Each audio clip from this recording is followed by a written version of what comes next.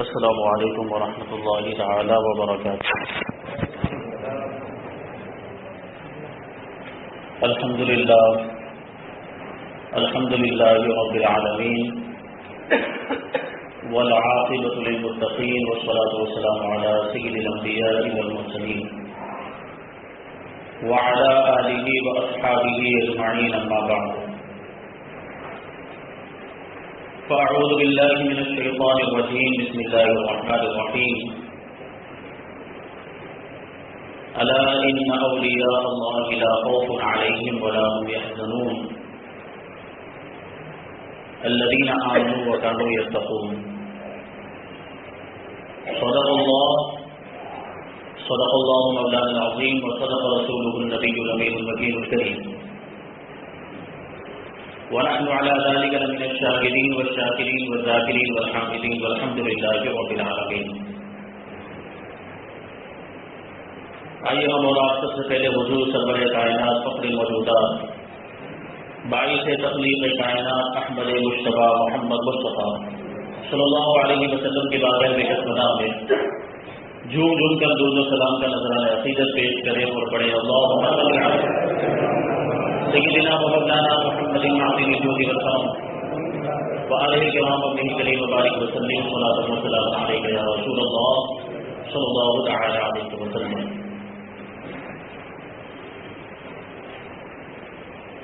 عزیزان ملت اسلامیہ، یہ اسلامی سال کا جمادی الاخری کا مہینہ چل رہا ہے۔ اسی مہینے کی 10 تاریخ کو سلسلہ قادریہ ربانیہ کے بانی، جن کی طرف سلسلہ قادریہ ربانیہ منسوب کیا جاتا ہے، حضرت سید محمد عبد الرب معروف سرکار ربانی رحمۃ اللہ تعالی علیہ کا عرس اسی مہینے کی 10 تاریخ کو آتا ہے۔ اسی مناسبت سے آج انشاءاللہ تبارک و تعالی حضور سرکار ربانی رحمۃ اللہ تعالی علیہ کے تعلق سے کچھ باتیں عرض کرنے کی سعادت حاصل کروں۔ گزشتہ سال بھی اس موقع پر حضور سرکار ربانی کے تعلق سے کچھ باتیں عرض کی گئی تھی، زندگی کے حالات بیان کیے گئے تھے۔ اس سے آگے کی باتیں انشاءاللہ تبارک و تعالی بیان کرنے کی کوشش کروں گا، لیکن اس سے پہلے جو باتیں پہلے بیان ہو چکی ہے اس کو مختصر طور پہ بیان کرنا چاہوں گا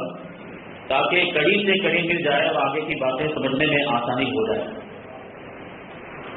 حضور سرکار ربانی رضی اللہ تعالی عنہ کا سلسلہ نسب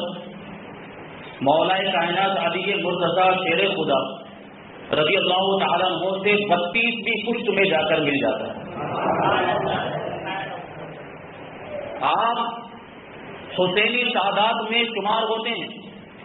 اور مولا کائنات اور آپ کے درمیان 31 واسطے ہیں اور 32ویں پشت میں آپ کا سلسلہ نسب مولا کائنات سے مل جاتا ہے۔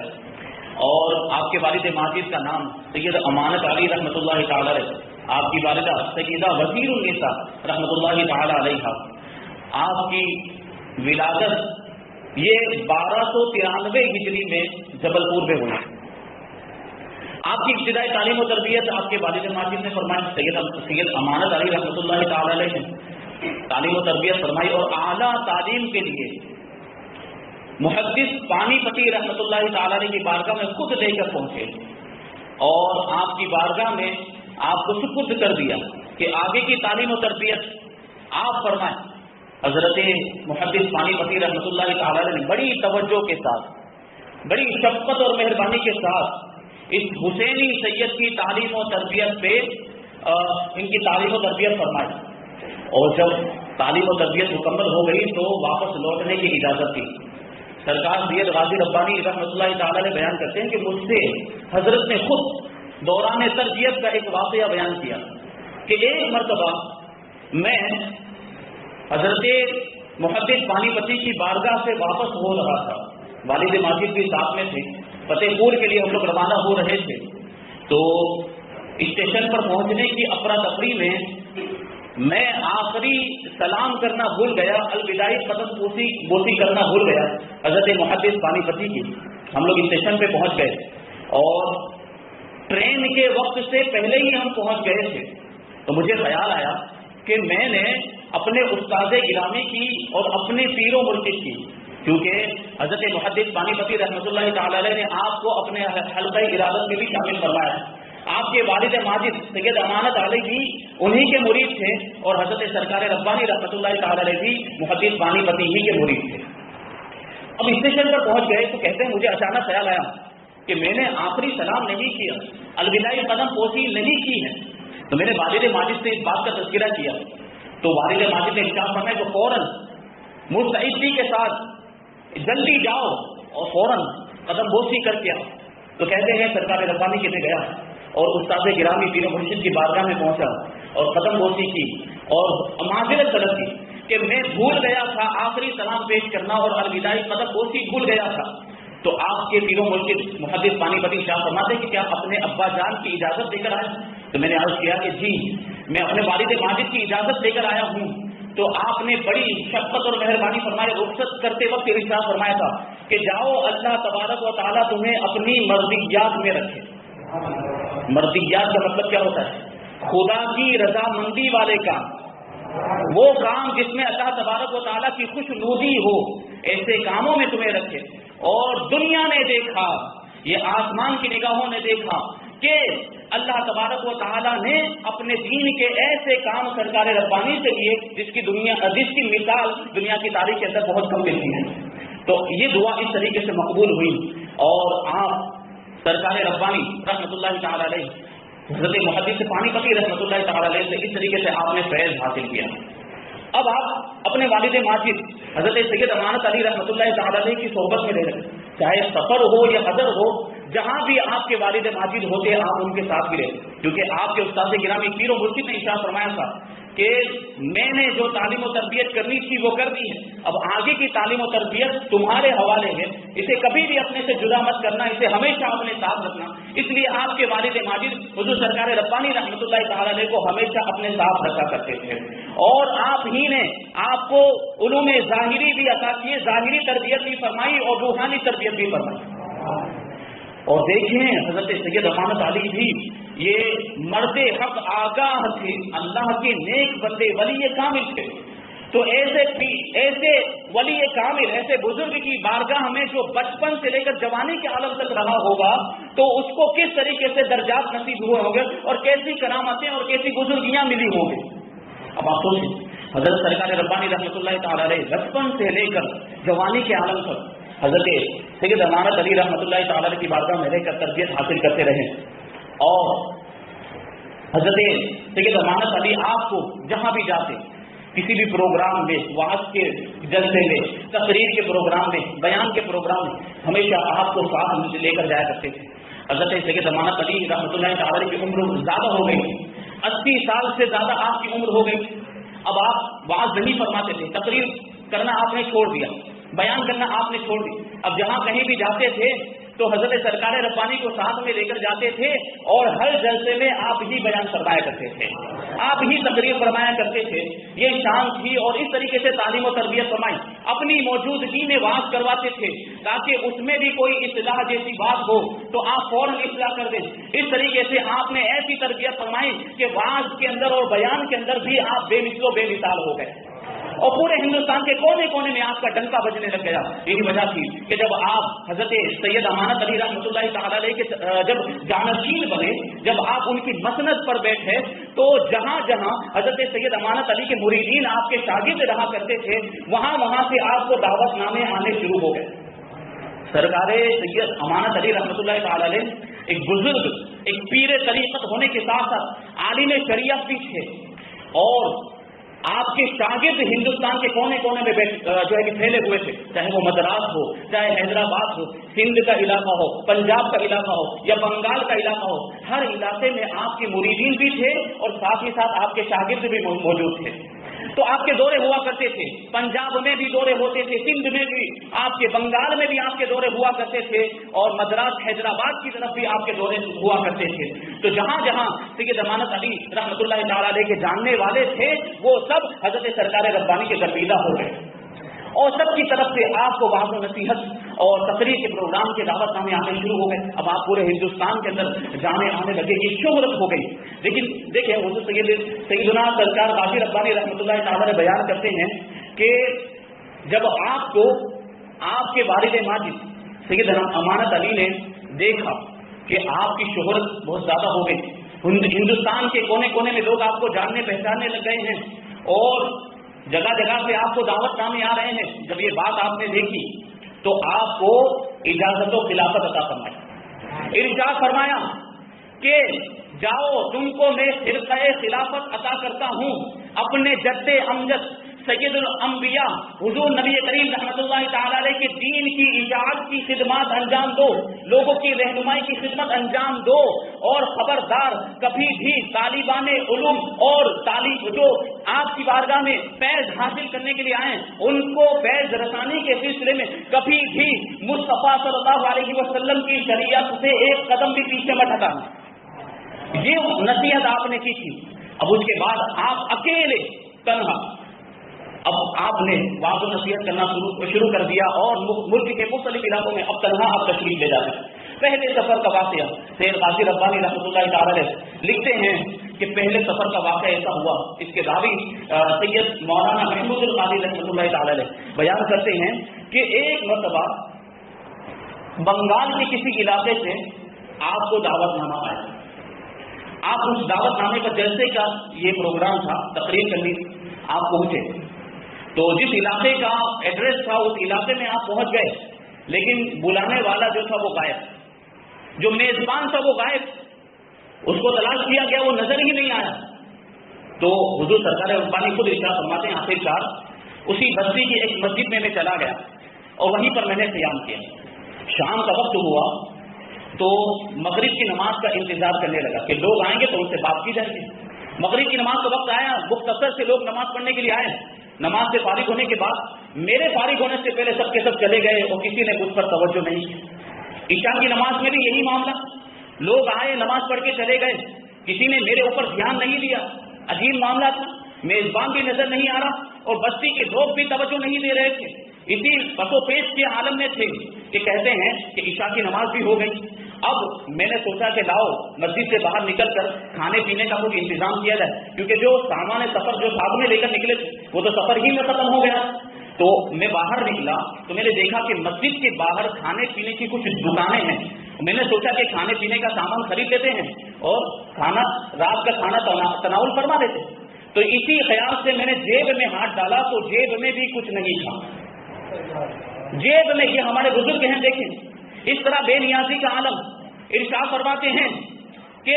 جب میں گھر سے نکلا تھا تو چونکہ میزبان کے ملنے کا یقین تھا کہ جو میزبان ہے وہ ضرور ملے گا, اس لیے اتنے ہی روپے پیسے ساتھ میں تھے جو سفر کے اندر کام آ سکتے تھے, اور وہ سفر میں سارے روپے پیسے ختم ہو چکے تھے. اب جیب میں کچھ بھی موجود نہیں تھا. تو حضور سرکار ربانی کہتے ہیں کہ میں مسجد کے اندر میں مسجد کے دروازے پر اسی عالم میں کھڑا ہوا تھا اور میں سوچ رہا تھا کہ یہ کیا کیفیت ہے کہ وہ میزبان بھی نظر نہیں آ رہا, اور حیران و پریشانی کے عالم میں اپنے گھر میں مسجد کے اندر واپس آ گیا. چند گھونٹ پانی پیے اور جو میرے جو روزانہ معمولات کے جو اوراد و وظائف تھے وہ اوراد و وظائف کرنے لگا. مسجد کے صحن میں ٹہلتے ہوئے میں وہ اپنے وظیفے پڑھنے لگا, اپنے وہ ورد و اذکار جو ہے وہ میں کرنے لگا. تو حضور سرکار ربانی ارشاد فرماتے کہ میں اسی میں مشغول تھا. میں صحن کے ایک کنارے سے ٹہلتے ہوئے دوسرے کنارے پر جاتا, پھر ادھر سے ادھر آتا اور وہی وظیفے پڑھتا رہتا, اوراد پڑھتا رہتا. اسی دوران اچانک کیا ہوا کہ میں ایک کنارے سے مسجد کے صحن کی ایک جانب سے دوسری جانب جا رہا تھا کہ اچانک میری پیٹھ کے پیچھے سے ایسا محسوس ہوا کہ کسی شخص نے میری مٹھی کے اندر کوئی چیز رکھ دی اور اس کو فوراً بند کر دیا. تو سرکار ربانی کہتے ہیں کہ میں نے بھی اختیاری طور پر بے اختیاری طور پر اس مٹھی کو میں نے اس طرح بند کر لیا. پھر میں تھوڑا کچھ قدم آگے چلا تھا کہ مجھے احساس ہوا کہ یہ میرے ساتھ کیا ہوا کہ اچانک پیچھے سے کسی نے میری مٹھی میں کچھ رکھا اور میری مٹھی کو بند کر دیا. تو سرکار ربانی کہتے ہیں میں نے پیچھے مڑ کے دیکھا, میں نے فوراً پیچھے مڑ کے دیکھا تو مجھے کوئی بھی نظر نہیں آیا. میں مسجد کے اندر گیا, مسجد کے کونے کونے میں نے تلاش کیا تو وہاں بھی کوئی موجود نہیں تھا, مسجد پوری خالی تھی. اب میں حیران و پریشان، حیرت کی انتہا نہیں کہ یہ میرے ساتھ کیا معاملہ ہوا۔ اب اس بوڑھی کو، کیونکہ اس زمانے میں یہ لائٹ وغیرہ نہیں، چراغ جلا کرتے تھے، جو میرے ہاتھ میں جو دیا گیا تھا، میں نے اسے چراغ کے قریب جا کر اپنی مٹھی کو کھولا تو میں کیا دیکھتا ہوں کہ اس میں ایک سفید کاغذ کی پوڑیا ہے، میری مٹھی کے اندر سفید کاغذ کی پوڑیا۔ میں نے اس پوڑیا کو کھولا تو کیا دیکھتا ہوں کہ اس میں چند چاندی کی چونیاں موجود ہیں جو بڑی ترتیب کے ساتھ رکھی ہوئی تھی، چاندی کی چونیاں ترتیب کے ساتھ اس پوڑی کے اندر رکھی ہوئی تھی۔ تو سرکار ربانی ارشاد فرماتے ہیں میں حیران و پریشان، تو اسی حالت میں میں مسجد کے دروازے پر آیا کہ دیکھوں کیا معاملہ ہے۔ میں دیکھ رہا تھا وہ کھانے پینے کی دکان والوں کو کہ اچانک ایک دکان والا لپکتا ہوا دوڑتا ہوا میری طرف آیا اور آ کر کہنے لگا کہ حضور کھانا اگر خریدنا ہے تو ابھی خرید لیجیے کیونکہ دکان بند ہونے والی ہے۔ تو سرکار ربانی کہتے ہیں کہ بے ساختہ میری زبان سے نکلا کہ ٹھیک ہے اچھا۔ اب میں مسجد میں واپس آ گیا، اپنے بستر پر لیٹ گیا حیران و پریشانی کی حالت میں کہ یہ سب کیا ہو رہا ہے۔ اب اچانک وہ دکاندار جو کھانا بیچا کرتا اپنے سر پر طرح طرح کے کھانوں کا ایک تھال لے کر مسجد میں آتا ہے، اور مسجد میں آنے کے بعد مجھ سے پوچھتا ہے کہ حضور یہیں پر کھائیں گے، یہیں پر تناول فرمائیے گا؟ تو میں نے اسے غور سے دیکھا کیونکہ میں تعجب کے عالم میں تھا، میں نے اسے غور سے دیکھا اور میں اسے کوئی جواب نہ دے سکا۔ جب اس نے میری خاموشی دیکھی تو اس نے یہ سوچا کہ شاید یہیں پر کھانا چاہتے ہیں، مسجد ہی میں کھانا چاہتے ہیں، تو اس نے وہ جو تھال تھا کھانے پینے کا وہ اتار کر میرے سامنے رکھ دیا، وہ کھانے پینے کا تھال میرے سامنے رکھ دیا، اس میں طرح طرح کے قسم کے کھانے تھے اور پانی لینے کے لیے وہ واپس چلا گیا۔ اب مجھے یہ بات سمجھ میں آئی کہ یہ جو کچھ بھی ہو رہا ہے یہ سب اللہ کی جانب سے ہو رہا ہے، یہ سارا انتظام من جانب اللہ ہے، اللہ کی طرف سے کیا گیا۔ میں نے کھانا تناول کیا اور پھر پروگرام کے مطابق جیسا کہ طے ہوا تھا واپسی کا وقت آ گیا تو میں واپسی کے لیے روانہ ہو گیا، اور وہ جو چونیاں باقی بچی تھی وہ پورے سفر کے لیے کافی ہو گئے، وہ پورے سفر کے لیے وہ چونیاں کافی، گویا کہ انہی ساری چیزوں کے لیے وہ دی گئی تھی کہ اس میں سے کھانے پینے کا بھی انتظام ہو جائے اور سفر کے خرچے کا بھی انتظام ہو جائے۔ جب میں واپس ہوا والد گرامی کی بارگاہ میں پہنچا اور پورا واقعہ عرض کیا کہ میرے ساتھ ایسا ایسا ہوا ہے، تو حضور سید امانت علی رحمۃ اللہ تعالیٰ نے ارشاد فرمایا اے نور نظر، تم جس کے گھر میں مہمان ہوئے تھے اسی میزبان کی طرف سے تمہارے لیے یہ سارا انتظام کیا گیا۔ تو یہ پہلا سفر، اور یہ دیکھیں مقام و مرتبے اللہ والوں کے ایسے اللہ تبارک و تعالیٰ کی طرف سے انعامات ہوتے ہیں۔ اب ہندوستان کے گوشے گوشے میں آپ کی شہرت ہو گئی، جگہ جگہ سے آپ کے دعوت نامے آتے تھے، بنگال کے علاقوں سے بھی آپ کے دعوت نامے آتے تھے۔ تو اسی طریقے سے ایک واقعہ ہے، ایک آپ کی مریدہ رہا کرتی تھی بنگال کلکتہ کے اندر، بابو خان کی باڑی۔ بابو خان ایک یہ ڈون قسم کا آدمی تھا، بھائی جو کہا جاتا ہے دبنگ قسم کا آدمی تھا۔ تو وہ بابو خان کی باڑی میں کرائے کے گھر میں رہا کرتی تھی اپنے اہل و عیال کے ساتھ۔ اس نے حضور کو دعوت دی، آپ تشریف لے گئے۔ اب آپ کا معمول یہ تھا کہ ہر نماز کے بعد اوراد و وظائف کیا کرتے تھے، نماز پڑھنے کے بعد گھر کے باہر کرسی ڈال کے آپ کرسی پر بیٹھ کر اوراد و وظائف میں مشغول ہو۔ ابھی تو بابو خان تھا بڑا شراب خور بھی تھا، شراب کے نشے میں ہمیشہ بدمست رہا کرتا تھا، اور اس کے جو پڑوسی تھے اس کے شر سے بہت ڈرتے تھے کیونکہ کبھی بھی کسی کو بھی کوئی بھی تکلیف پہنچا سکتا تھا، تو اس کے پڑوسی بھی اس سے ڈرا کرتے تھے۔ اب ہوا یہ کہ حضور سرکار ربانی رحمۃ اللہ تعالی علیہ تشریف فرماتے کرسی کے اوپر کہ یہ آیا شراب کے نشے میں دھت ہوگا، شراب پی کر آیا بابو خان، اور یہ جیسے ہی پہنچا تو کیا دیکھتا ہے کہ ایک بزرگ ہے جو کرسی پر بیٹھے ہوئے ہیں اور کچھ پڑھ رہے ہیں، اور حضور سرکار ربانی نے بھی اس کو دیکھا اور اس پر ایک نظر فرمائی۔ نظر پڑنی تھی کہ اس کے دل کی دنیا تبدیل ہو گئی، وہ فوراً حضور سرکار ربانی رحمۃ اللہ تعالی علیہ کے قدموں میں گر گیا، عرض کرنے لگا کہ حضور میرے لیے دعا فرمائیں اور اپنے دامن سے وابستہ کر لیجیے۔ سرکار ربانی نے ارشاد فرمایا کہ ابھی نہیں، کل صبح میں تم نہا دھو کر آنا، ابھی تم نشے کی حالت میں، صبح نہا دھو کر آنا تو تمہیں مرید بنا دوں گا۔ صبح کو وہ نہا دھو کر آیا، سرکار ربانی رحمۃ اللہ تعالیٰ نے اس کو اپنے حلقہ عبادت میں شامل فرمایا۔ آپ کا ایسا گرویدہ ہو گیا اور ایسی آپ کی نظر کا اثر ایسا ہوا کہ وہ پابند شریعت بن گیا اور ہمیشہ کے لیے اس نے شراب سے توبہ کر دی۔ اپنے پیر و مرشد کا سچا عاشق تھا، اپنی اولاد کو اس نے وصیت کی تھی کہ اگر مرید ہونا ہے تو اسی سلسلے میں مرید ہونا ہے، تو بابو خان کی ساری اولاد بھی اسی سلسلے میں مرید ہوئی ہے۔ تو یہ دیکھیے ایسے مقام و مرتبے ہوتے ہیں کہ اللہ تبارک و تعالیٰ نگاہوں میں ایسا اثر عطا فرما دیتا ہے کہ کسی پر نگاہ ڈال دیتے ہیں تو دل کی دنیا تبدیل ہو جایا کرتی ہے۔ یہ سرکار ربانی رحمۃ اللہ تعالی علیہ، آپ دیکھیں سید غازی ربانی رحمۃ اللہ تعالی علیہ ارشاد فرماتے ہیں کہ حضور سرکار ربانی رحمۃ اللہ تعالی علیہ یہ اکثر دورے پر رہتے تھے۔ ایک مرتبہ کیا ہوا کہ میں جو سید امانت علی رحمۃ اللہ تعالی کا انتقال ہو چکا تھا تو تشریف فرماتے باندہ شریف میں، آخری ایام میں حضور سرکار ربانی رحمۃ اللہ تعالی علیہ باندہ شریف میں مقیم ہو گئے۔ پہلے جبل پور میں رہتے تھے، جبل پور میں جب 1956 میں ایک فساد ہوا تھا، ایک دنگا ہوا تھا، اس کے بعد آپ منتقل ہو گئے تھے باندہ شریف میں۔ پہلے بنگالی پورا محلہ میں رہتے تھے، پھر دوسرے محلے میں آپ نے مستقل سکونت اختیار کر لی، تو بولے وہیں پر تشریف فرما تھے۔ سرکار غازی ربانی ارشاد فرماتے ہیں کہ میں ایک دن سید امانت علی رحمۃ اللہ تعالی علیہ کے مزار شریف پر جا رہا تھا اور میرے پاس پھولوں کے ہار تھے کہ میں وہ مزار شریف پہ ڈالنے کے لیے لے کر جا رہا تھا۔ تو سرکار ربانی نے مجھے دیکھا تو دیکھ کر کہنے لگے کہ جب تم مزار شریف سے واپس آنا تو یہ پھول کے ہار واپس لے کر آنا۔ مجھے تعجب ہوا کہ یہ کیوں واپس منگا رہے، لیکن چونکہ حکم تھا میں مزار شریف پر گیا، پھول چڑھائے اور پھر پھول کو واپس لے کر میں آیا اور حضرت کی بارگاہ میں پیش کر دی۔ حضرت نے ان پھولوں کو لیا اور اپنے گلے میں پہن لیا۔ مجھے تعجب ہو رہا تھا کہ آج سے پہلے حضرت نے کبھی ایسا کوئی عمل نہیں کیا اور آج یہ اس طرح کا عمل کر رہے ہیں۔ تو سید غازی ربانی کہتے ہیں کہ اس کے چند دنوں کے بعد وہی بابو خان جو آپ کے مرید تھے کلکتہ کے، بابو خان قاضی ربانی، ان کی دعوت پر آپ کلکتہ تشریف لے گئے اور مریدین کے اصرار پر آپ مخدومہ جدہ کریمہ رحمۃ اللہ تعالی علیہ کو بھی اپنے ساتھ لے کر گئے، اور اس سفر کے اندر حضرت سید غازی ربانی رحمۃ اللہ تعالی علیہ بھی ساتھ میں تھے اور حضور سرکار ربانی کے صاحبزادے حضرت مولانا سید محمود القادری رحمۃ اللہ تعالی علیہ بھی ساتھ میں تھے۔ یہ سفر پہ روانہ ہوئے اور وہاں پہنچے کلکتہ میں، اور سارا اہتمام وہاں پر آخری ایام کے اندر سید غازی ربانی رحمۃ اللہ تعالی ارشاد فرماتے ہیں کہ حضور سرکار ربانی آخری دنوں میں بالکل خاموش ہو گئے،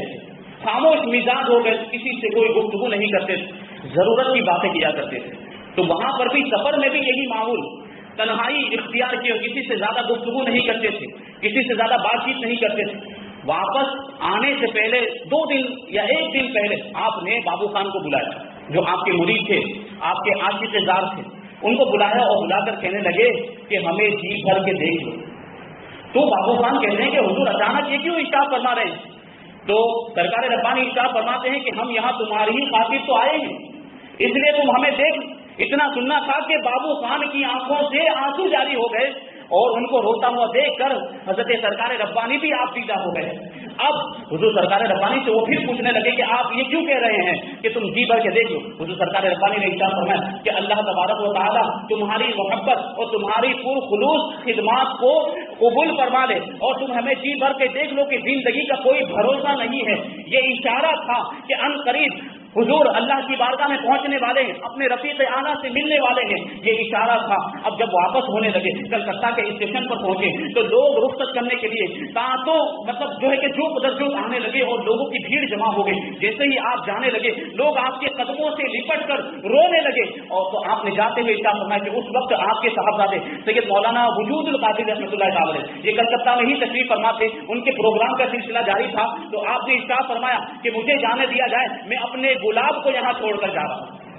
سید مولانا وجود القادری کے تعلق سے ارشاد فرمایا کہ میں اپنے گلاب کو یہاں چھوڑ کر جا رہا ہوں جس سے تمہارے ایمان اور تمہاری عقیدت کا جو مشامِ جاں ہے وہ معطر ہوتا رہے گا، میں اپنے گلاب کو یہاں چھوڑ کر جا رہا ہوں۔ یہ ارشاد فرمایا تھا حضور سرکار ربانی نے۔ اور حضرت سید غازی ربانی ارشاد فرماتے ہیں کہ جب باندہ واپس تشریف لائے، ابھی 2-3 دن گزرے تھے کہ جمعہ کا دن آیا۔ اب جمعہ کی نماز پڑھنے کے لیے تشریف لے گئے حضور سرکار ربانی، اور آپ کی عمر بھر کا پوری زندگی کا یہ معمول تھا کہ آپ پہلی صف میں محراب کے بالکل سامنے امام کے پیچھے بیٹھا کرتے تھے۔ اب کہتے ہیں سید غازی ربانی کہ اس دن میں تھوڑا تاخیر سے پہنچا تو میں نے کیا دیکھا کہ حضور پہلی صف میں تو ہیں لیکن محراب کے بالکل سامنے نہیں بلکہ پہلی صف کے کنارے پر تشریف فرما ہے۔ مجھے تعجب ہوا کیونکہ آپ کا معمول تھا کہ اذان اول سے بہت پہلے آپ مسجد میں پہنچ جایا کرتے تھے اور اس وقت مسجد میں کوئی نہیں ہوتا ہے، تو جگہ نہ ملنے کی بات تو یہ ہو ہی نہیں سکتی ہے۔ اس کا مطلب یہ تھا کہ حضور خود ہی وہ آخری صف میں، تو مجھے یہ معذرت سمجھ میں نہیں ہے لیکن اس کا تذکرہ میں نے کسی سے نہیں کیا۔ اب ہوا یوں کہ جمعہ کی نماز مکمل ہو گئی، تو جمعہ کی نماز پڑھنے کے بعد آپ ٹانگے پر سوار ہو کر گھر تشریف لائے، میں بھی اپنے کمرے میں چلا گیا اور دوپہر کے وقت گھر والوں نے آپ کے سامنے کھانا پیش کیا، تو حضرت نے مجھے بھی آواز دے کر دعوت دی کہ آؤ کھانے کے لیے آ جاؤ، تو میں نے معذرت کی اور میں اپنے کام میں مشغول ہو گیا۔ شام کے وقت عصر کی نماز کے بعد خدمت میں حاضر ہوا تو حضرت سید مولانا محمود القادری رحمۃ اللہ تعالیٰ نے ارشاد فرمایا کہ حضرت کو تھوڑا سا بخار ہے، یہ مرض الموت کی ابتدا تھی، یہ تھوڑا سا بخار ہے، تو ہم پریشان ہوئے، علاج کا سلسلہ یہاں سے شروع ہوا۔ اب دوسرا دن یہ سنیچر کا دن، اسی دن یعنی جمعہ کے دن، کیونکہ روزانہ مغرب کے بعد حلقہ قادریہ ہوا کرتا، حلقہ قادریہ ہوا، حضور ایسے ہی بخار کے عادت میں اس حلقہ قادریہ میں شریک ہوئے اور وہی حلقہ قادریہ آپ نے پورا پڑھا۔ اب دوسرے دن بخار اور تیز ہو گیا، بہت پریشانی کے عالم، اور اسی عالم میں نمازیں پڑھتے تھے، تیمم کر کے نمازیں پڑھتے تھے، اور بڑی جو ہے طبیبوں کو بلایا گیا، علاج و معالجہ کیا گیا اور بڑی پریشانی کا عالم تھا۔ دوسرا دن جو سنیچر کا دن تھا، اس دن مغرب کی نماز کا جب وقت آیا تو بہت زیادہ کمزوری تھی، بہت زیادہ نقاہت تھی، تو حلقہ قادریہ کا وقت تھا مغرب کی نماز کے بعد، تو گھر کے خاندان کے سارے بڑے چھوٹے لوگ حضرت کی بارگاہ میں پہنچ گئے، حضرت کے کمرے میں پہنچ گئے اور حلقہ قادریہ پڑھنا شروع کر دیا۔ حضرت بھی تکیے کے سہارے سے بیٹھ گئے اور اشارہ کیا حلقہ قادریہ شروع کرنے کا۔ اب ادھر دوسرے لوگ حلقہ قادریہ پڑھ رہے تھے، سید قاضی ربانی صاحب ارشاد فرماتے ہیں کہ میں ہی وہ شخص تھا جو حلقہ قادریہ کے اندر سب سے قریب بیٹھا ہوا تھا، اور خدا کی قسم میں نے دیکھا کہ حضرت انتہائی کمزور ہیں، کمزوری کی وجہ سے آپ کے لب مبارک ہل نہیں رہے، لیکن آپ کے قلب مبارک سے ذکر الہی کی آواز آ رہی ہے، اور ایسا محسوس ہو رہا تھا کہ آواز اس طریقے سے آ رہی تھی، ایک ایک لفظ صاف صاف سنائی دے رہا تھا، ایک ایک حرف صاف صاف سنائی دے رہا تھا، گویا کہ ایسا لگتا تھا کہ کوئی جوان شخص پردے کے پیچھے سے اللہ کا ذکر کر رہا ہو۔ تو لب تو بند تھے لیکن جو دل تھا وہ ذکر الہی میں مشغول۔ یہ آخری ایام حضور سرکار ربانی کے ارشاد فرماتے ہیں کہ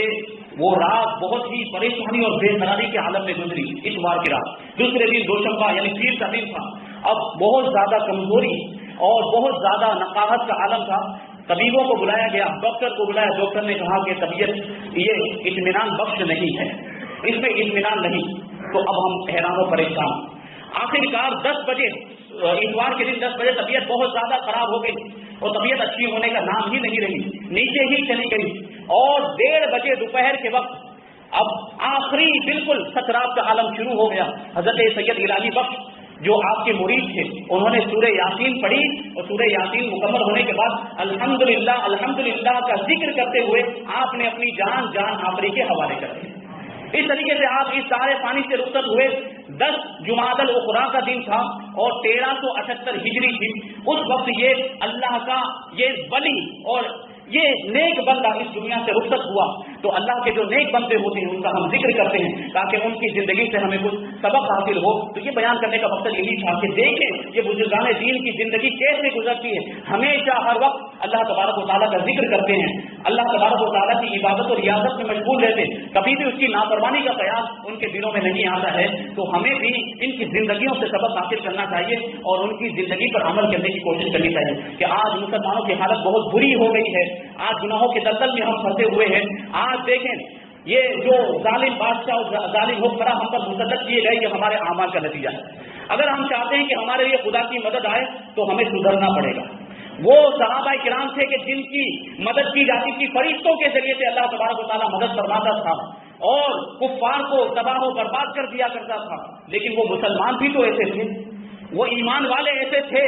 تب ان کے لیے مدد آتی تھی، لیکن ہم اس قابل ہی نہیں رہے کہ ہمارے لیے اللہ کی مدد آئے، ہم اس لائق ہی نہیں ہے کہ ہمارے لیے اللہ کی مدد آئے۔ تو اگر ہم چاہتے ہیں کہ ہمارے لیے خدا کی مدد آئے، یہ ظالم نیست و نابود کر دیے جائیں، تو ہمیں اللہ کی فرما برداری کرنی ہوگی۔ سب سے پہلے نماز سے شروعات کرنی ہے۔ مسجدیں ہماری خالی نظر آتی، اتنی بڑی مصیبت آ گئی، ہمارے وجود کا سوال ہے، دستور ہند کا سوال ہے، ہمیں اگر ملک سے نکال دیا گیا یا ہمیں جو ہے کہ دوسرے درجے کا شہری قرار دے دیا گیا تو ہماری زندگی ایسی زندگی ہو جائے گی جو جانوروں سے بدتر ہوگی. یہ بات آپ یاد رکھیں، ہماری زندگی جانوروں سے بدتر ہو جائے گی اگر یہ قانون آ گیا NRC کا. تو یہ ہمارے وجود کا سوال ہے، دستور ہند کا سوال ہے. اگر اب بھی ہم نہیں سدھرے تو پھر کب سدھریں گے؟ یہ بیدار ہونے کا وقت آ گیا. خواب غفلت سے بیدار ہو جائیں اور جاگ جائیں. سب سے پہلے اپنے رب کی فرما برداری کریں تو اللہ تبارک و تعالیٰ کی مدد آئے گی اور یہ ظالم نیست و نابود ہو جائیں گے. تو اللہ تبارک و تعالیٰ کی فرما برداری کریں، گناہوں سے بچیں، نیکیوں کے کام کریں، مسجدوں کو بھر دیں، مسجدوں کو آباد کر دیں، پھر دیکھیں کیسے خدا کی مدد آتی ہے. اللہ تبارک و تعالیٰ ہم سب کو عمل کرنے کی توفیق عطا فرمائے. وما علینا الا البلاغ. اور کچھ اعلانات ہیں سماعت فرمائیں.